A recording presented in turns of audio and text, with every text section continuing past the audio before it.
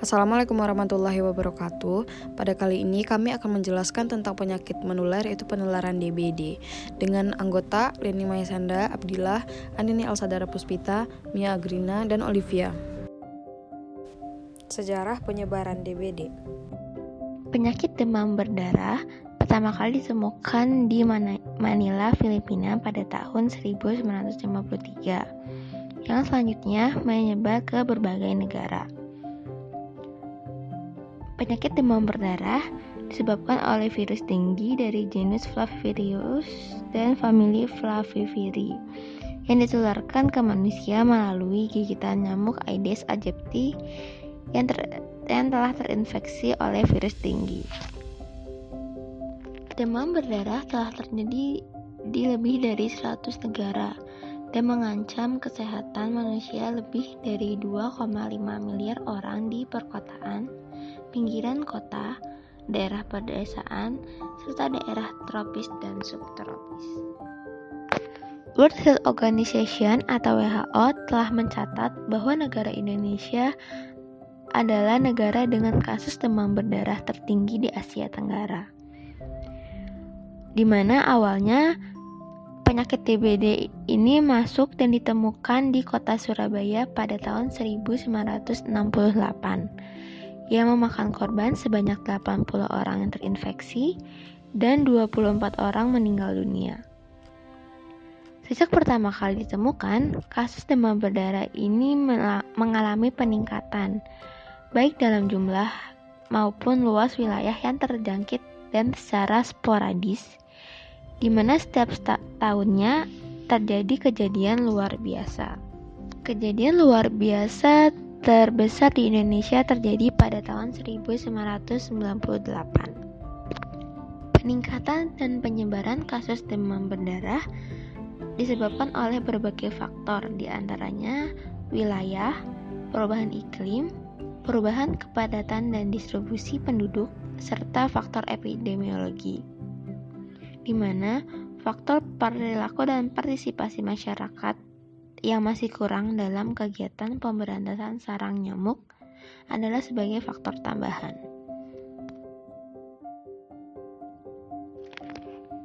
Penerapan etika dan hukum dalam pemberantasan penyakit dalam implementasi kebijakan pengendalian penyakit demam berdarah denggi di Kecamatan Tambora, Kota Administrasi Jakarta Barat tahun 2018 sampai 2020 dengan menggunakan studi literatur.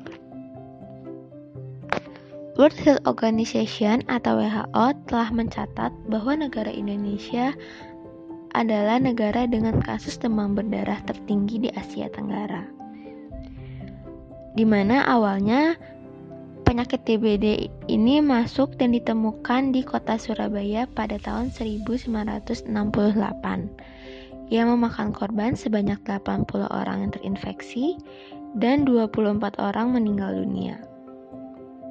Sejak pertama kali ditemukan, kasus demam berdarah ini mengalami peningkatan, baik dalam jumlah maupun luas wilayah yang terjangkit dan secara sporadis, di mana setiap tahunnya terjadi kejadian luar biasa. Kejadian luar biasa terbesar di Indonesia terjadi pada tahun 1998. Peningkatan dan penyebaran kasus demam berdarah disebabkan oleh berbagai faktor, di antaranya wilayah, perubahan iklim, perubahan kepadatan dan distribusi penduduk, serta faktor epidemiologi, di mana faktor perilaku dan partisipasi masyarakat yang masih kurang dalam kegiatan pemberantasan sarang nyamuk adalah sebagai faktor tambahan. Pada penelitian ini menggunakan teori yang dikemukakan oleh Van Meter dan Van Horn, yang terdapat beberapa faktor.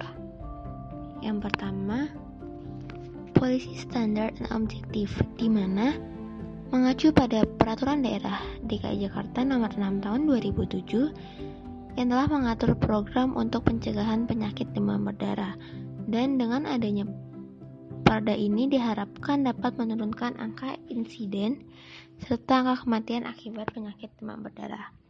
Yang kedua ada research and incentive made available dalam implementasi kebijakan di Kecamatan Tambora terkait sumber daya manusia, keuangan, sarana, dan prasarana, serta keterbatasannya aparatur yang masih menjadi kendala. Yang ketiga, the quality of inter-organizational relationship, yaitu implementasi dalam kebijakan penyakit demam berdarah bahwa komunikasi, koordinasi, dan dukungan sudah berjalan dengan baik dan melibatkan berbagai institusi. Proses terjadinya demam berdarah dengue atau DBD. Penyebaran penyakit DBD ditularkan melalui gigitan nyamuk Aedes aegypti dan Aedes albopictus. Penyakit ini disebabkan oleh suatu virus yang menyebabkan gangguan pada pembuluh darah kapiler dan pada sistem pembekuan darah, sehingga mengakibatkan pendarahan. Nyamuk Aedes aegypti tertular dengue dari manusia. Jika nyamuk betina yang menggigit orang yang terinfeksi, nyamuk tersebut dapat tertular virus. Mulanya, virus hidup di sel yang menuju saluran pencernaan nyamuk. Sekitar 8 hingga 10 hari berikutnya, virus menyebar ke kelenjar saliva nyamuk yang memproduksi saliva atau ludah. Ini berarti bahwa saliva yang diproduksi oleh nyamuk terinfeksi virus dengue. Oleh karena itu, ketika nyamuk menggigit manusia, saliva yang terinfeksi tersebut masuk ke dalam tubuh manusia dan menginfeksi orang tersebut. Virus sepertinya tidak menimbulkan masalah pada nyamuk yang terinfeksi. Nyamuk Aedes aegypti adalah nyamuk yang paling banyak menyebarkan dengue. Ini karena nyamuk tersebut menyukai hidup berdekatan dengan manusia daripada makhluk lain, contohnya seperti binatang. Nyamuk ini juga suka bertelur di wadah air yang dibuat oleh manusia. Dengue juga dapat disebarkan melalui produk darah yang telah terinfeksi dan melalui donasi organ. Jika seseorang dengan dengue mendonasikan darah atau organ tubuh lainnya yang kemudian diberikan kepada orang lain, orang tersebut dapat terkena dengue dari darah atau organ yang didonasikan tersebut. Landasan hukum kode etik penyakit menular. Pencegahan, pengendalian, dan pemberantasan penyakit menular secara hukum merupakan tanggung jawab dan kewajiban pemerintah. Hal ini tersirat dalam Undang-Undang Nomor 36 Tahun 2009 tentang Kesehatan Pasal 135 sampai 136 yang antara lain menyebutkan A. Pemerintah menjamin ketersediaan bahan imunisasi yang aman, bermutu, efektif, terjangkau, dan merata bagi masyarakat untuk upaya pengendalian penyakit menular melalui imunisasi.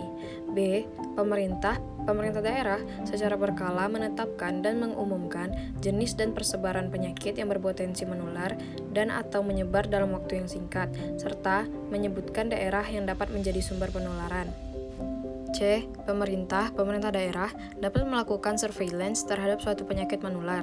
D. Dalam melakukan surveillance, pemerintah daerah dapat melakukan kerjasama dengan masyarakat.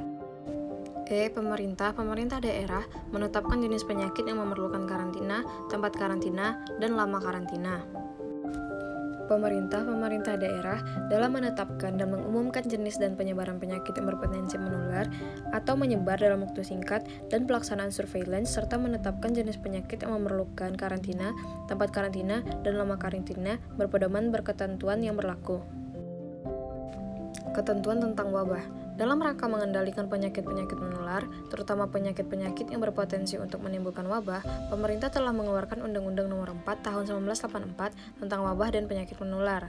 Ketentuan tentang wabah dan undang-undang tersebut antara lain sebagai berikut.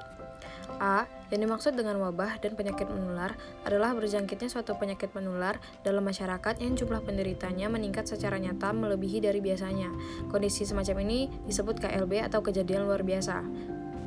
B. Pihak-pihak yang mempunyai kewajiban dan tanggung jawab terjadinya wabah yang paling depan atau front line adalah ketua RT atau RW, serta lurah, yang wilayahnya terkena melaporkan kejadian ini kepada unit kesehatan terdekat dalam waktu secepatnya.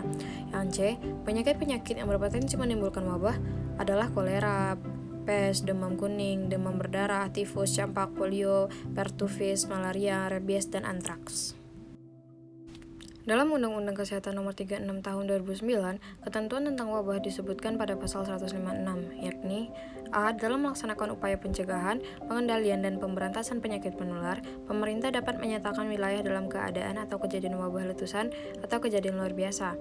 B. Penentuan wilayah dalam keadaan wabah, letusan, atau kejadian luar biasa ini harus dilakukan berdasarkan hasil penelitian yang dilakukan keakuratannya. C. Pemerintah daerah, dan masyarakat melakukan upaya penanggulangan keadaan wabah, letusan, atau kejadian luar biasa tersebut. Yang D. Menentukan wilayah dalam keadaan wabah, letusan, atau kejadian luar biasa, dan upaya penanggulangan dilaksanakan sesuai dengan ketentuan peraturan perundang-undangan yang berlaku. Undang-undang dan peraturan tentang penyakit menular. 184 tentang wabah penyakit menular pasal 5 yang berisi 3 ayat. Ayat pertama, upaya penanggulangan wabah meliputi penyelidikan epidemiologis, pemeriksaan, pengobatan, perawatan, dan isolasi penderita termasuk tindakan karantina, pencegahan dan pengebalan, pemusnahan penyebab penyakit, penanganan jenazah akibat wabah, penyuluhan kepada masyarakat, upaya penanggulangan lainnya. Ayat 2. Upaya penanggulangan wabah sebagaimana disebutkan dalam ayat 1 dilaksanakan dengan memperhatikan kelestarian lingkungan hidup. Ayat 3. Pelaksanaan ketentuan ayat 1 dan ayat 2 diatur dengan peraturan pemerintah. Hukum kebijakan pemberantasan yang kedua tercantum dalam Permenkes Nomor 560 Tahun 1989 tentang jenis penyakit tertentu yang dapat menimbulkan wabah. Pasal 3.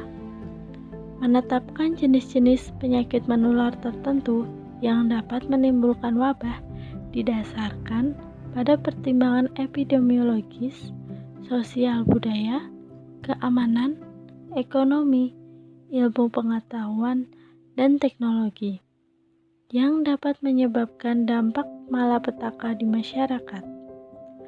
Pasal 4 ayat 1. Jenis-jenis penyakit menular tertentu yang dapat menimbulkan wabah adalah sebagai berikut. A. Kolera, B. Pes, C. Demam berdarah dengue atau DBD, D. Campak, E. Polio, F. Difteri, G.